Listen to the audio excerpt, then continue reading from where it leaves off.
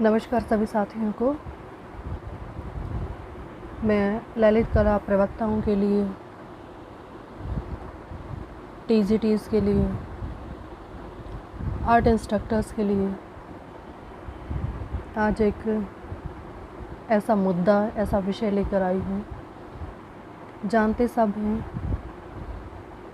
लेकिन ना किसी को इतनी हिम्मत होती कि वो कह पाए, और ना ही कोई कहता है, क्योंकि हर कोई सोचता है अपना काम बनता, भाड़ में जाए जनता। अगर मैं गलत कह रही हूँ तो आप कमेंट करें कि आप यहाँ पे गलत हैं, क्योंकि आपके सुझावों का स्वागत है। मैं भी आप लोगों में से ही एक हूँ जो इस वर्ग में अध्ययनरत हूँ, अध्यापनरत हूँ।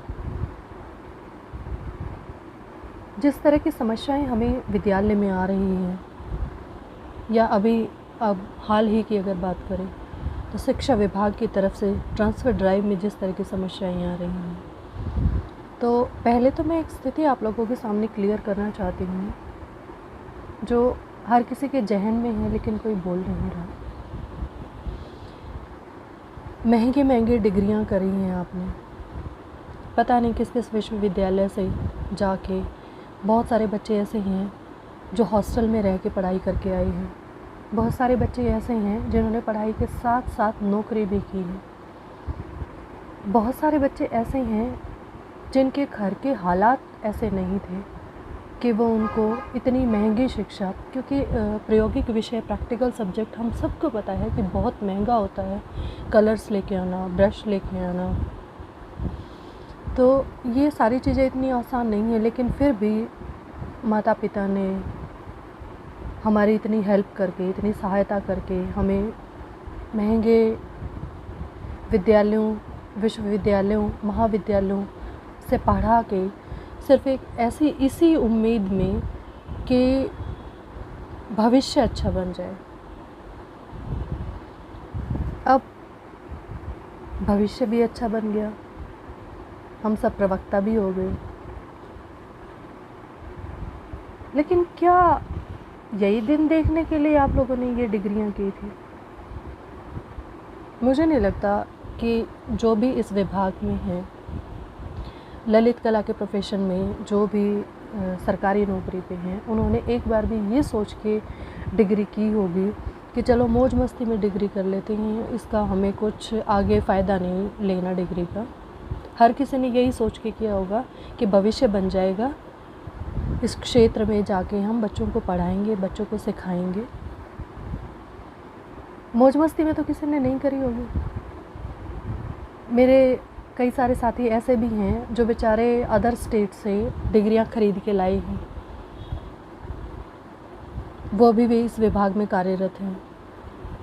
चलो, वो उनकी अपनी है। शिक्षा विभाग को अगर इस बारे में उन लोगों का लगता है कि ये सही तरीका है और इस तरीके से भी लोगों को भर्ती किया जा सकता है, तो ये शिक्षा विभाग की अपनी सोच है, जिसके बारे में ना मुझे कहना चाहिए और ना ही मैं इस मुद्दे को आप लोगों के सामने रखना चाहती हूँ। लेकिन बस बात सिर्फ इतनी सी है कि महिलाएं, बेटियाँ, लड़कियाँ जिस विभाग में हैं, पता नहीं कितने किलोमीटर दूर फासला तय करके वो स्कूल्स में जाती हैं, विद्यालयों में जाती हैं। और ललित कला के प्रवक्ता जितने भी हैं, वो एक भी प्रवक्ता ऐसा नहीं है कि जिस काम से जी चुराता हो। हर कोई काम करने वाला है। और जब से ये प्रवक्ता भर्ती हुए हैं, तब से विद्यालयों में माहौल भी आपने देखा होगा कि कुछ अलग हो गया है। हर किसी को लैब जिसे कहते हैं, स्कूलों में हम फाइन आर्ट्स के स्टूडेंट उन्हें स्टूडियो कहते हैं, लेकिन विद्यालयों में उसे लैब कहा जाता है। तो जैसे ही हम प्रवक्ताओं ने लैब की डिमांड की, फाइन आर्ट स्टूडियो की डिमांड की, तो मैथ्स वालों को भी लैब याद आ गई, साइंस वालों को भी लैब याद आ गई, और हर किसी को लैब याद आ गई। विभाग की तरफ से हमें बजट दिया जाता है, उस बजट में भी किस तरह की धांधली होती है आप सब जानते हैं क्या आप अपने मनमाने ढंग से आपको जो चीज़ें चाहिए क्या वो चीज़ें ला सकते हो? नहीं ला सकते। विभाग तक आप लोग कितने ऐसे हो जिन्होंने अपनी बात पहुंचाई है? मेरे ख्याल से इक्का दुक्का। और मान लो किसी को समस्या है, किसी भी तरह की समस्या अगर किसी को है और विभाग तक वो बात पहुंचाई भी जा रही है, तो क्या विभाग उसका सॉल्यूशन कर रहा है? मुझे तो नहीं लगता सॉल्यूशन कर रहा है। जिस तरीके से अब ट्रांसफ़र ड्राइव की बात चल रही है, डेट पे डेट बढ़ाई जा रही है, किसी को मौका दिया जा रहा है, किसी को नहीं मौका दिया जा रहा है, स्कूल्स को कैप्ट किया जा रहा है, तो सोचने वाली बात है, क्या गुलामी कर रहे हैं? अभी अभी हमने 15 अगस्त मनाया है। किस खुशी में आपने स्वतंत्रता दिवस को मनाया? कहाँ आप लोगों को इस चीज़ का फ़ायदा मिल रहा है? आप नारेबाजी कर रही हैं, आप जाके धरनों पे बैठ रही हैं। क्या इस दिन के लिए हमने ये डिग्रियां ली थी कि शिक्षा विभाग के सामने हम अपनी जेन्युइन प्रॉब्लम्स जो हमें आ रही हैं वो हम जा जाके उन लोगों से रिक्वेस्ट करते हैं, वहाँ गेट के बाहर खड़े हो जाते हैं। और कौन लोग हमें अंदर नहीं घुसने देते? वो लोग जो 4th क्लास हैं, जो कि हमें अंदर नहीं घुसने देते, हमें विभाग के अधिकारियों से बात नहीं करने देते, हमारी समस्याएं वहाँ तक जाने नहीं देते और हमें क्या देते हैं कि फ़ाइल जमा करा दो, आपका काम बन जाएगा। भिखारी हैं हम, भीख मांग रहे हैं हम विभाग से। हम विभाग का एक हिस्सा हैं, एक ऐसा हिस्सा जो डीएसए में बैठे जितने भी कर्मचारी, जितने भी अधिकारी हैं, वो हो सकता है कि वहाँ ना बैठें तो काम चल जाए, लेकिन विद्यालयों में अगर हम जैसे अध्यापक, शिक्षक वर्ग नहीं होंगे तो स्कूल नहीं चलेंगे, कतई नहीं चलेंगे। तो वो वहाँ बैठ के हमें क्या दिखाना चाहते हैं, क्या बताना चाहते हैं वो? कि वो अधिकारी हैं तो सुनेंगे नहीं और अपनी मनमानी करेंगे, तानाशाही करेंगे।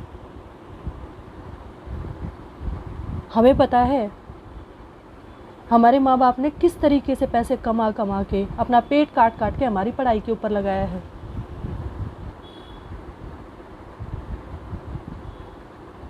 जो स्कूलों में समस्याएं भुगतनी पड़ती हैं, हमें भुगतनी पड़ती हैं, शिक्षा विभाग को नहीं भुगतनी पड़ती। अगर हम कोई भी बात विभाग तक पहुंचाते हैं तो विभाग उस पर संज्ञान लाने की बजाय, विभाग उस पर कार्य करने के बजाय हमें ही भगा देता है। 5 साल की कंडीशन, 3 साल की कंडीशन, ये कंडीशन, वो कंडीशन। क्यों भाई, क्यों माने ये कंडीशन? विभाग हमारी कोई कंडीशन मांग रहा है? सुनता है विभाग हमारी कभी कोई?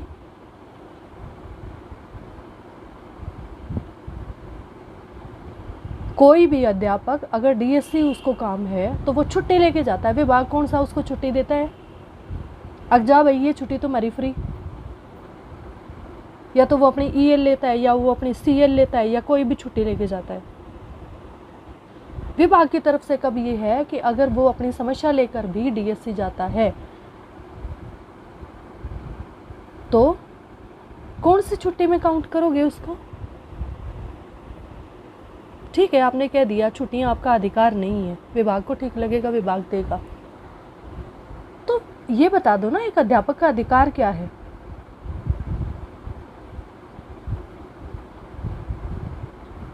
भर्ती के बाद आप कानून बनाते हैं, आप नियम बनाते हैं, और आप चाहते हैं कि उन नियम कानूनों को हम तब माने जब हम ज्वाइन कर चुके होते हैं। इतना मूर्ख है अध्यापक वर्ग। और अगर इतना ही मूर्ख है अध्यापक वर्ग तो शायद आपको शिक्षण कार्य में नहीं लगाना चाहिए उन्हें। वो शिक्षक हैं, हर चीज़ के लिए, हर काम के लिए जागरूक हैं वो। जब किसी को कांटा चुभता है ना तो दर्द होता है, तो ऐसे ही किसी को समस्याएं आती हैं तो जुबान खुलती है और बोला जाता है, और विभाग को बुरी लगे। अब जो इतनी दूर से अपना सफ़र तय करके जाती हैं महिलाएं, अध्यापिकाएं, कौन सा विभाग उनको एक्स्ट्रा तनख्वाह दे रहा है? कौन सा विभाग उनको सुविधाएं दे रहा है बसों की?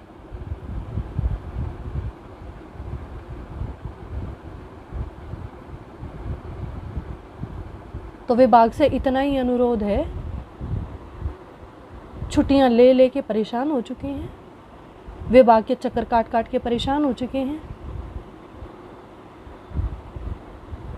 विनती है, जब नई शिक्षा प्रणाली में विद्यार्थियों को ये है कि वो जो चाहें विषय ले सकते हैं, जब चाहें वो 1 साल 2 साल 3 साल बाद अपना सर्टिफिकेट डिप्लोमा ले सकते हैं।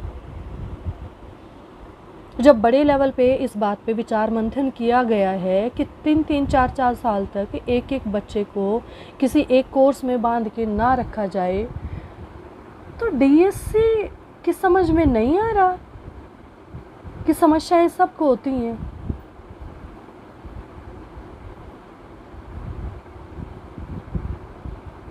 फ्लेक्सिबल क्यों नहीं बनाया जा रहा किसी भी चीज़ को? हाँ, हम अपने लेवल पे, हम अपनी जगह पे अगर कमतर पाए जाएं तो हमारे खिलाफ एक्शन लो, लेकिन हम ट्रांसफ़र की भी भीख मांगे, हम नौकरी की भी भीख मांगे। ये कहाँ का न्याय है भाई?